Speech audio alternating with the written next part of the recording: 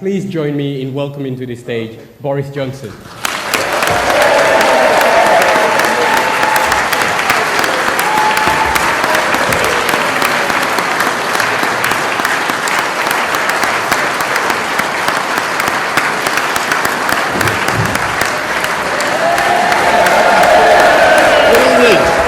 Good evening, everybody. Thank you very much. Thank you. What a pleasure.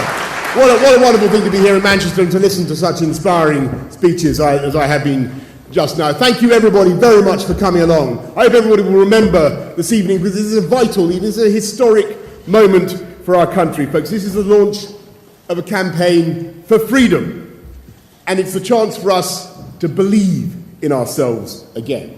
A chance, yes, of course, it's a chance for us to show that we love Europe. We admire our European friends and partners, and it's a chance for us to reaffirm that our country, Britain, has been, always will be a great contributor to European culture and civilization. And what is the greatest contribution that Britain has made over the last 200 years? What is it? It's an ideal for which we fought in 2 world wars. It is that the laws of our countries should be made by people we elect. And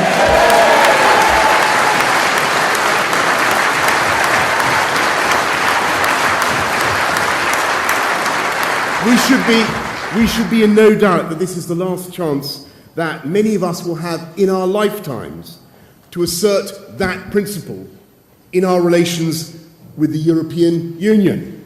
It's called democracy. And it's now or never, because if we fail to make the change now, then we will continue to be like passengers locked in the back of a minicab with a wonky sat-nav, driven by a driver who doesn't have perfect command of English and going in a direction we frankly don't want to go. And I think the people of this country have no idea how far the EU now invades every area of our lives. And it isn't just the mindless interference telling us how powerful our vacuum cleaners can be, saying that we can't sell olive oil in carton cans of more than 5 litres, or bananas with abnormal curvature of the fingers must be banned, or that we can't cut VAT on tampons, or indeed telling us that who we can or cannot admit to this country, and preventing us from deporting murderers and indeed those whom we may believe to be a threat to our security. It isn't just the burdensomeness of those regulations, it's just the cost of those regulations, though they are estimated to cost UK business about £600 million per week. It's the fact that we can do nothing to stand in the way of measures that are simply not in the interests of the UK. I was coming up today on the West Coast Main Line, of course, and a fantastic service it was, but I noticed it was rather crowded. And now you may be thinking, what's he about to say? I mean, surely the European Union has absolutely no influence on our trains. Surely there's no competence, you may think, over railway networks in the UK. They can't tell us what sort of trains to run, can they? Oh, yes, they can. Oh, yes, they can. They have told the UK, in 2013, they told the UK that by 10th of November 2018, we must create a rail freight corridor to Glasgow and Felixstowe from London, which means that Network Rail can be legally obliged to accept rail freight trains in place of passenger trains on the West Coast Main Line. And of course, our excellent Transport Minister spotted this insanity, and he saw that with the West Coast Main Line full to capacity, she had more freight trains, mean fewer passenger trains, and more overcrowding and higher fares. And so he wrote, our excellent Conservative Minister, I should say, wrote a fierce letter explaining that the Commission was, quotes, circumventing requirements under EU legislation, in other words, bending the rules. He said they were, quotes, guilty of competence creep, i.e. sticking their nose into something that had nothing to do with them.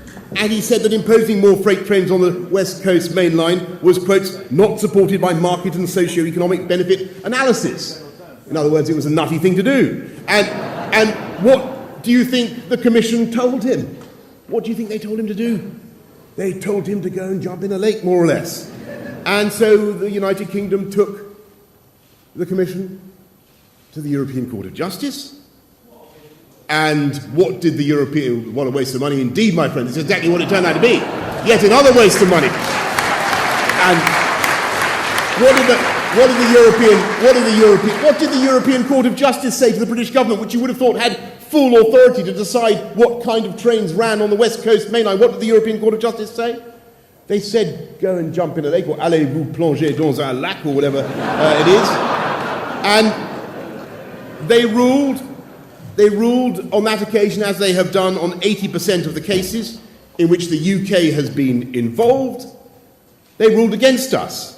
And they said that this country had no say in the matter because control over that issue had been transferred to Brussels, had been taken away from this country. It was up to Brussels to decide the mix of freight and passenger trains. I'm kidding you not, on the West Coast main line, and not the UK. And I suppose all this might be more bearable in some way, mightn't it, if you had some sense that there was a limit to all this, a limit to the ambitions of the EU, and that the process of integration was finite, that it was coming to an end.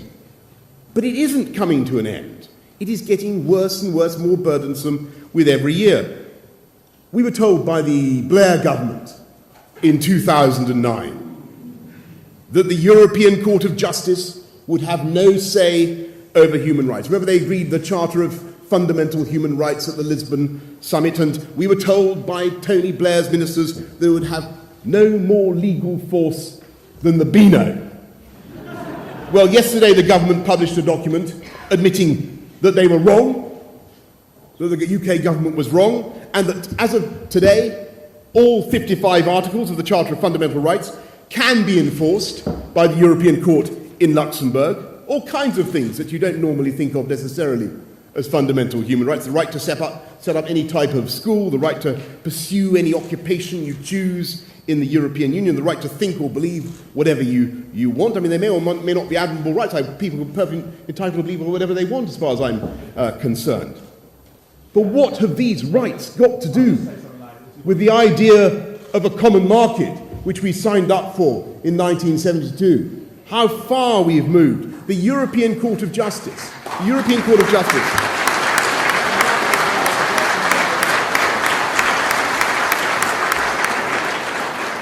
The European Court of Justice has become Britain's new constitutional court. And the crucial point about European Court judgments is that they are supreme. There is no recourse from them. Indeed, all emanations of the EU legal system are supreme over UK law. Once they have been imposed, they cannot be dissented from by this country. They cannot be revised. They cannot be rolled back. Not unless Brussels agrees. And these laws, we not only have a vast corpus of European law, but fully 60% of primary and secondary legislation going through the Palace of Westminster now emanates one way or another from Brussels and is therefore justiciable by the European Court.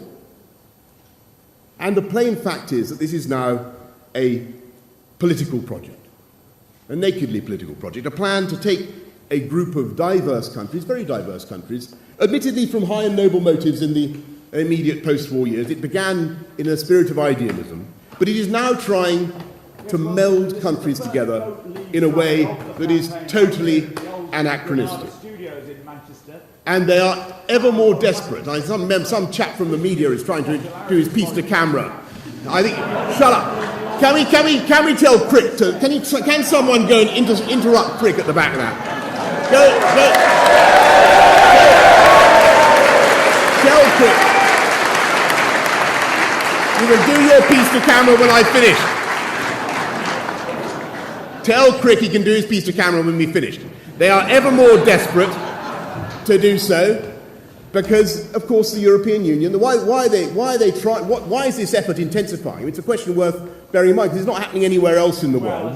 No other free trade grouping is trying to turn themselves into a single country.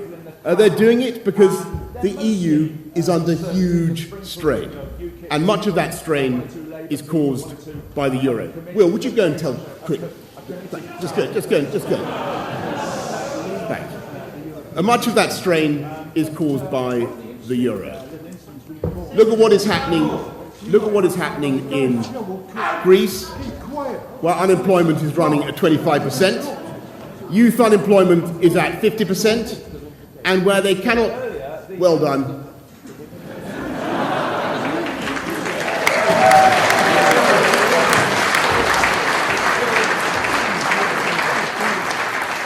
They cannot agree the latest bailout for the Greeks. And look at what is happening with the Italian banks, where they have a £360 billion black hole in their system.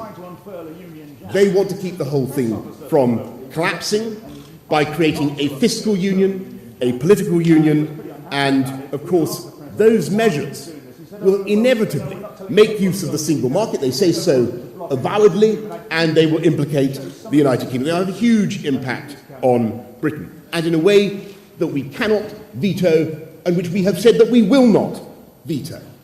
Now, just imagine that the EU had never been invented, and the history of the last 60 years had been entirely different. It had been all about free trade and economic interpenetration between our friends and partners in the European Union, or with peace guaranteed by NATO, as it has been. And imagine if somebody came to us now and said, would you like to join this club?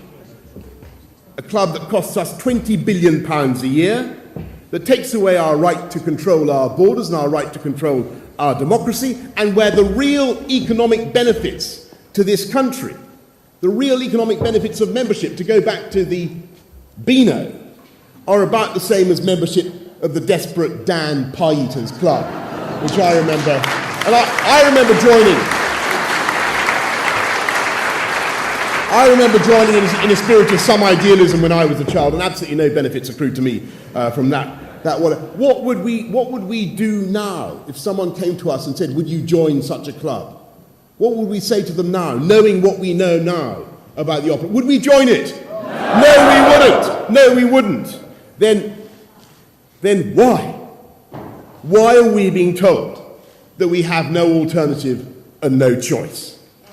Why are we being... Shall I tell you the most depressing thing about the campaign to Remain in Europe, as we call it? What's the most depressing thing about the Remainers?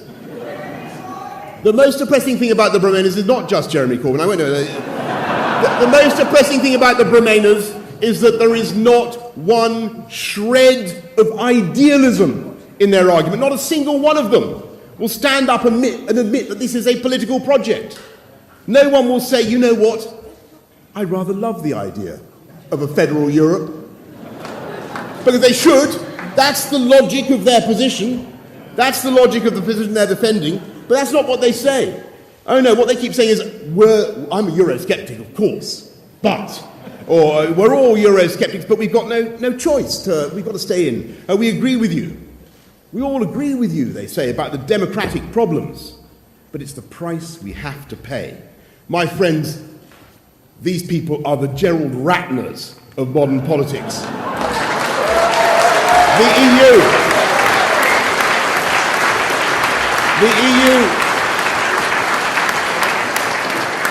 The EU, they say, the EU, it's crap, but we have no alternative. That's what they say.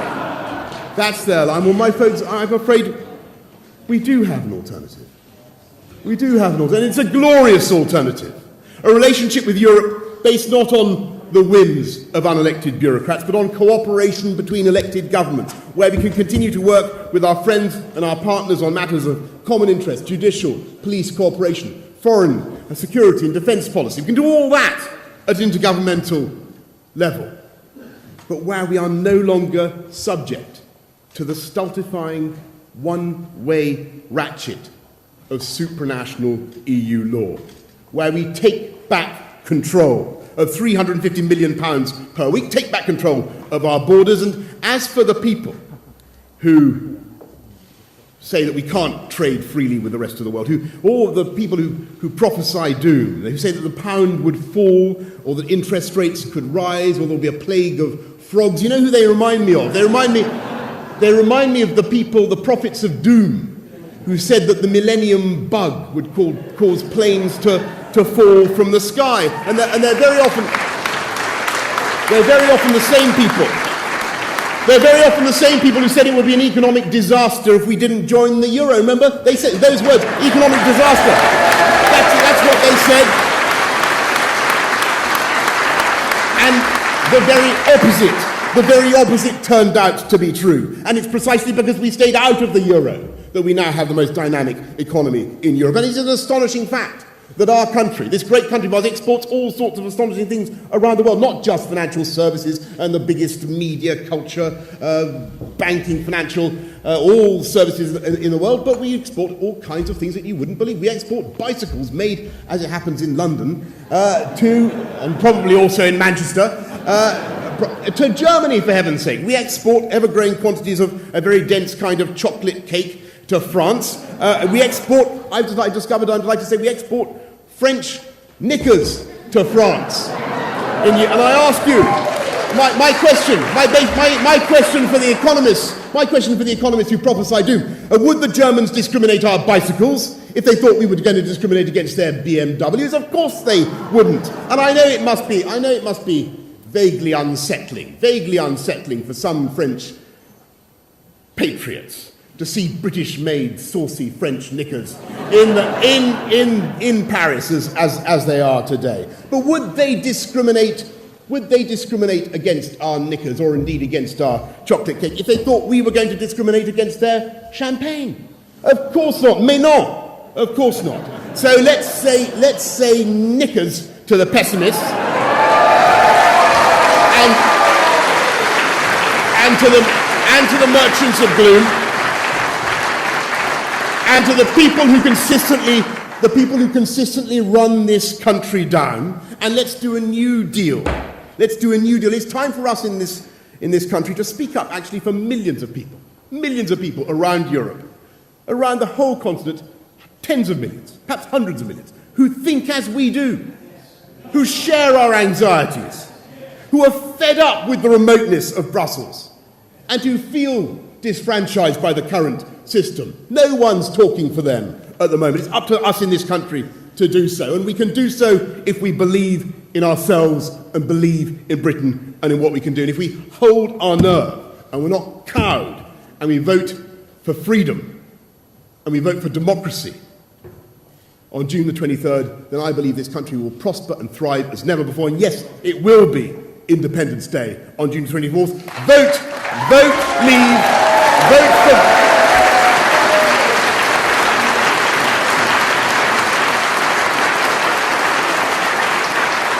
Vote leave, and vote not just for a better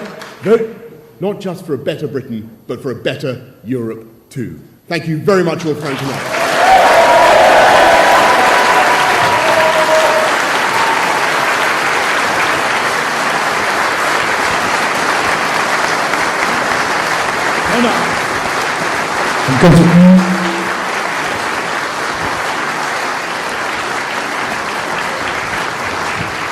Wow. Come on, a big round of applause. He's come all the way from London, Boris Johnson.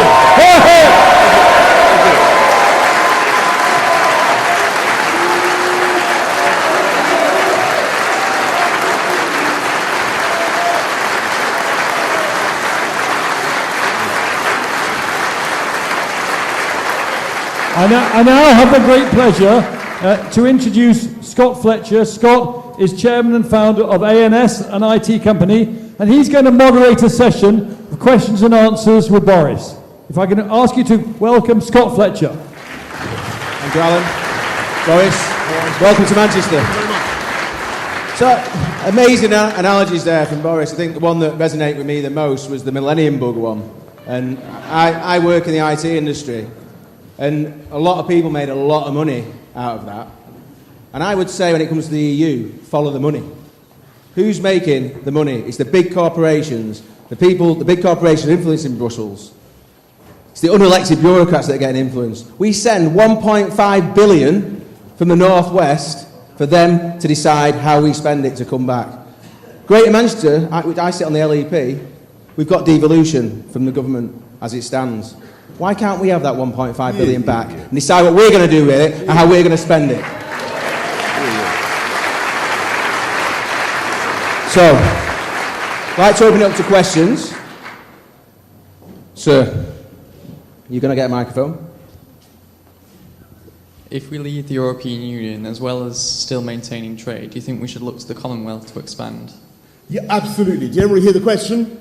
Of course we should, and not just obviously to the Commonwealth, but to the growth economies around the world. And one of the things I mustn't overdo this, but I've been doing a lot of travelling, even though I'm Mayor of London, drumming up investment, drumming up support for our economy, and it's incredible. By the way, it continues to flow in spite of the so-called fears over Brexit. Actually, people are investing in London as never before. But the places where I find we have such a ready audience are those places which we used to have very close links with, very close ties with, which are now the growth centres. And in the Gulf, in India, it's quite incredible to see the affection and rather humbling actually, to see the affection and interest they have for the UK. Africa, huge opportunities for this country. And yes, Europe's important. Of course it's important. We're always going to be massive investors in the EU and massive traders with the EU. But there's absolutely no reason why we shouldn't lift our sights to the horizon and go global. Thank you, Boris.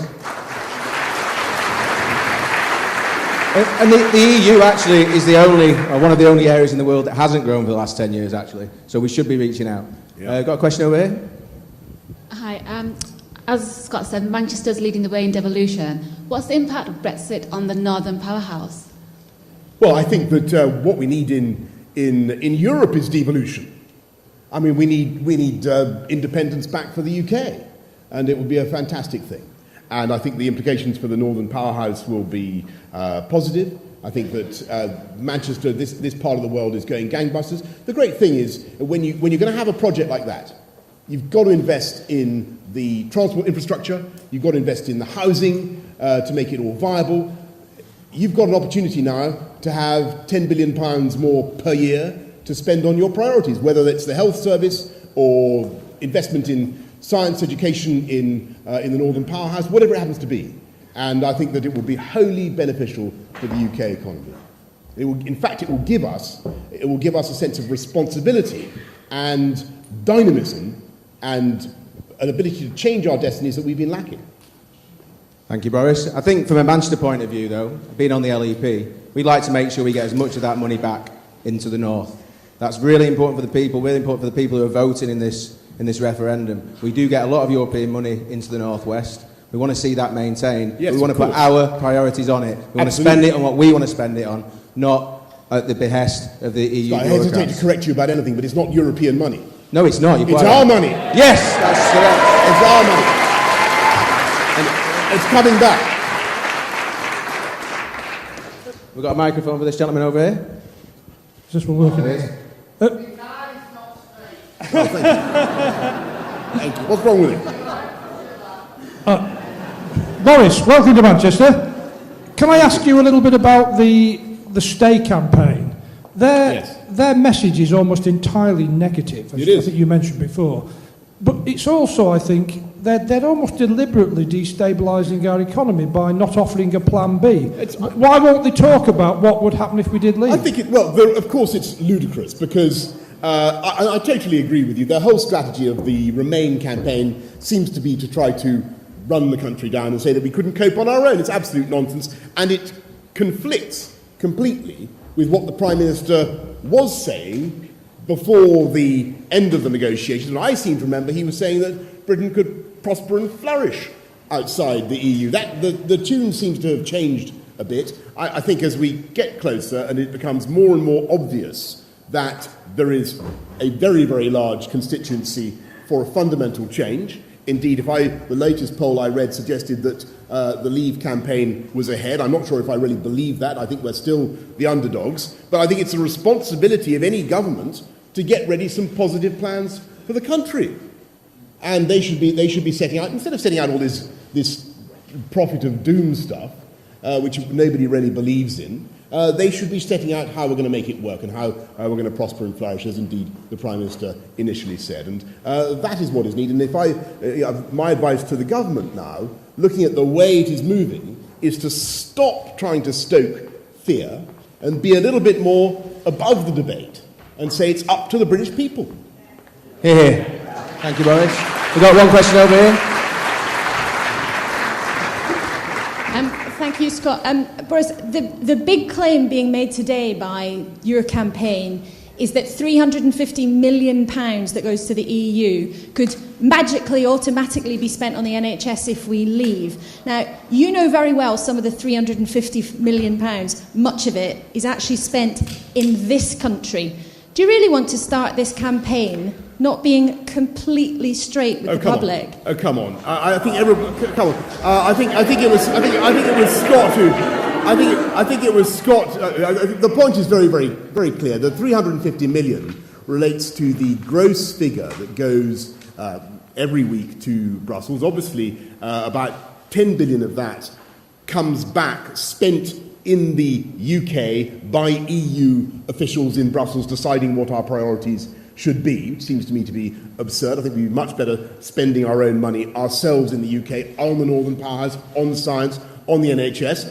But there is a further roughly £10 billion a year that we never see again in any form, that just vanishes into the wide blue yonder.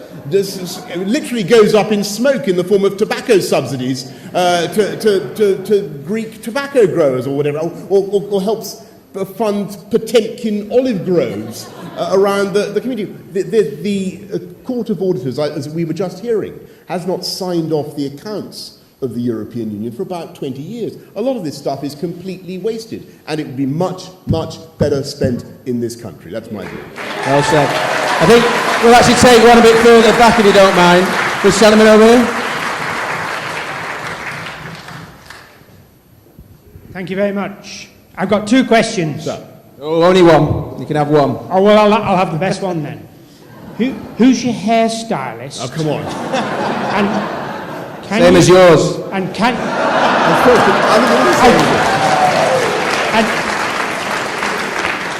And can you give me any tips on how I can cope with hair like this? It's looking very good. I think whoever it is a very nice guy. I won't give you. So, has the gentleman got a real question, a proper question? No, okay. Okay.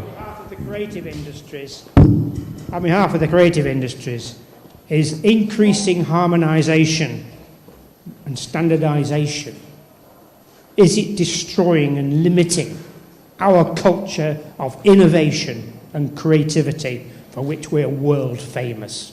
Absolutely, and I genuinely... The EU can't see any sector of the economy without conceiving an instant lust to regulate it and to provide a Europe. I mean, one of the most extraordinary things happening in Manchester and indeed in London as well is the boom in tech of all kinds, and media tech, cultural creative tech. All that is happening, financial tech, all that is happening at an extraordinary rate. Of the 40 tech companies in the whole of the EU that are worth more than $1 billion, 17 of them come from this country. We're an incredibly creative country. The last thing we need is, European directives on the audio-visual industries that say we can't innovate in the way that we need to. I think it's one of the difficulties we've got at the moment in doing free trade deals, for instance, with America, in exporting our creative and cultural output, is that the French have this exception culturelle. They insist that the poor French people have to watch. I can't remember what proportion of their TV and radio has to be French, or their television programs have to be made in France. But it's something or other, and the result is that it's impossible for the Europe as a whole to do deals on one of our most important exports, one of the things we lead the world in, Downton Abbey, all the rest of it. Thank you, Boris. I have one more from over here. The Jeremy Kyle show, which I think is made here. The Boris Johnson show, ladies and gentlemen. Okay. Which is a fine ITV programme, if I could point yes, out. Absolutely. Chris Hipp from ITV News there. I should check with the gentleman there that the tie is straight before I start. And I think I should also point out that when journalists as fair and as impartial as the BBC's Laura Koonsberg ask a fair question, booing just reminds us all of what happened during the Scottish referendum campaign, of course. My question, however, is this. You've been saying today, your side, that £350 million a week could be spent on the NHS. George Osborne has been saying in Washington tonight that mortgage rates could go up if we left the European Union. Aren't voters entitled to ask, as you yourself often say, donnez-moi un break, can we have some facts, please, before we go into this 10-week campaign? Yes, well, if you're asking about the facts about the budgetary contributions, I think you're quite right. What the point that you make about not booing anybody, that's absolutely right, and I'm sure everybody would agree with that. All those who didn't boo would agree with that. But the point I was trying rather laboriously to make is that can you hear me? Is that the gross figure is 350 million a week. That's about £20 billion a year. And we get quite a lot of that back in cash that is spent in this country. But it is, of course, delivered to this country at the discretion of people in Brussels or in other EU institutions. And I think, I don't know what you think, but I think that, which is UK taxpayers' money, would be better decided, those priorities would be better decided by us. And if we wanted to spend it on the Northern Powerhouse or on taking forward the NHS in Manchester or whatever it happens to be, that should be for us. And then, of course, as I was saying, there is a further £10 billion that we never see again. And those, my friends, are the facts. £10 billion that literally goes up in smoke. And it'd be better, 20 billion overall, 10 billion goes up in smoke, 10 billion back to us, but we'd be better off having control over absolutely all of it. Those are the facts. Those are the facts. Now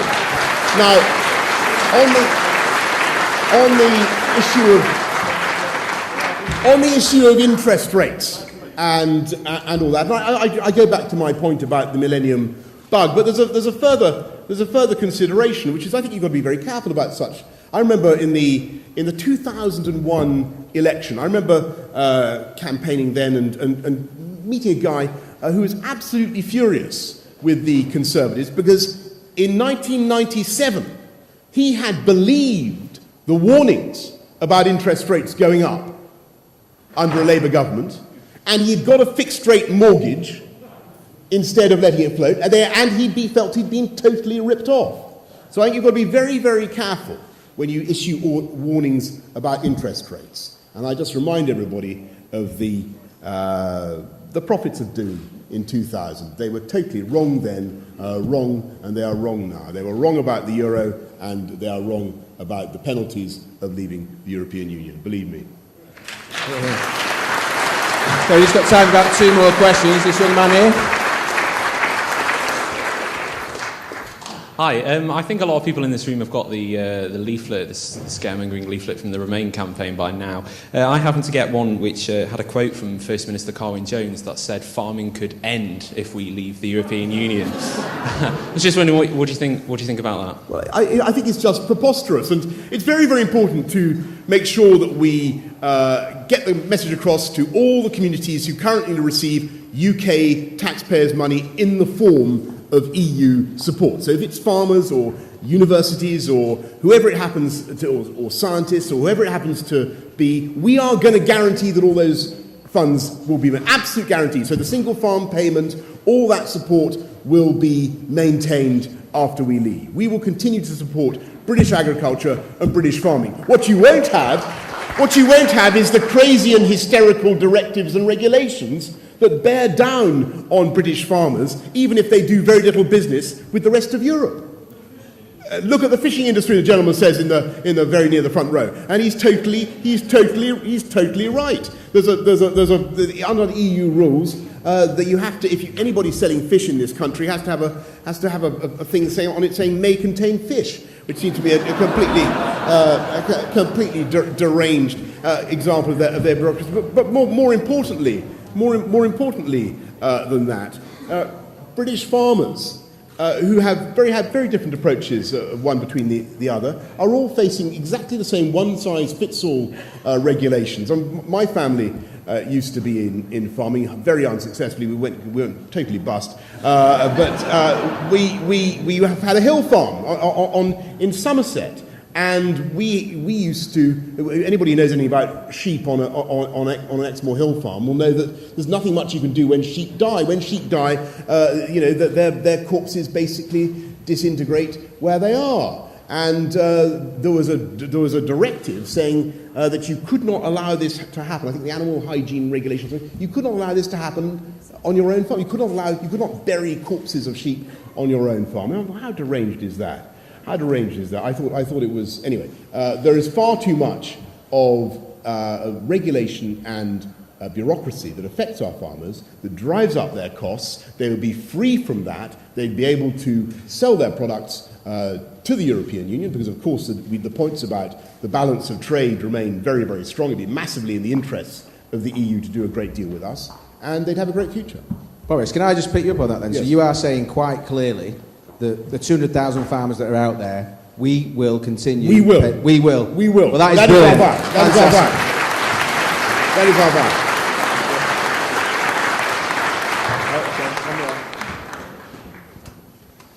Yeah, can I just ask, one of the things to me that goes to the very heart of the matter of this referendum is that David Cameron stated that he'd come back with real reform.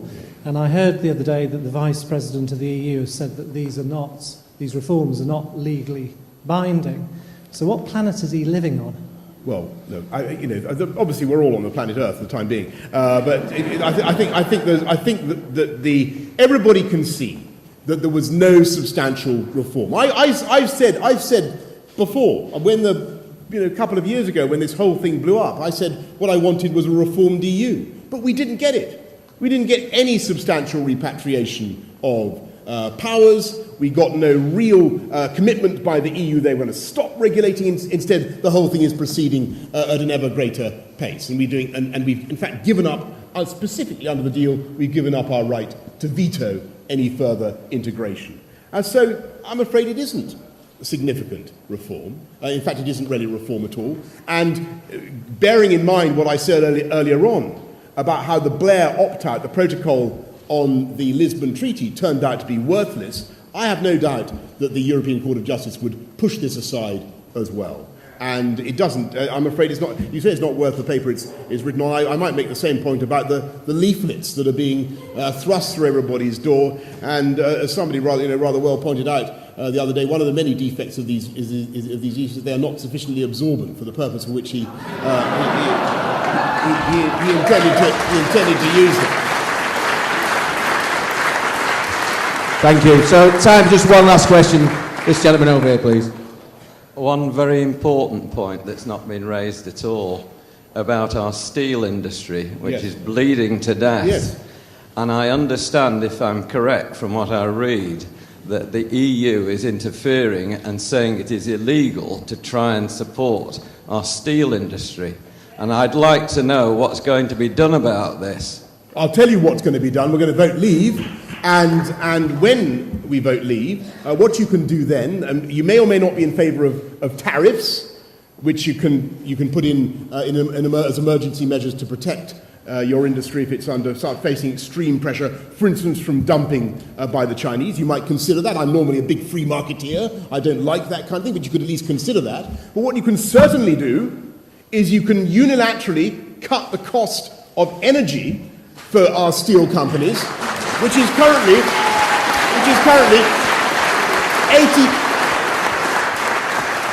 Our steel companies are currently paying for energy 80% more than the median cost of European steel makers. Much of that cost is imposed, I'm afraid to say, by the deranged policies of the previous Labour government, which I won't attack because they're not meant to be party political. But a lot of it comes from Ed Miliband. But what we can't do under the current rules is we can't, as a government, give them the abatement, the temporary abatement in those costs that they need to keep production going, because that falls foul of current EU state aid rules, even though those costs are so exorbitantly higher than the costs faced by all other steel companies around the EU. So that's one thing we could do immediately. Thank you, Boris. So Boris, I'd just like to thank you for coming up to Manchester. People in Manchester really, really care about this issue, and I think times are changing now. As we're starting to talk to people, they're seeing a tipping point. I think it started to happen as you got on stage the first time and said you were back in the Leave campaign. And when you pointed out that our laws are not controlled here, they're not controlled by the people that we elect, and that is just plain wrong. And I think people are waking up to that issue now. So I'd like to thank you once again. Ladies and gentlemen, Boris Johnson! Thank you. Thank you. Thank you.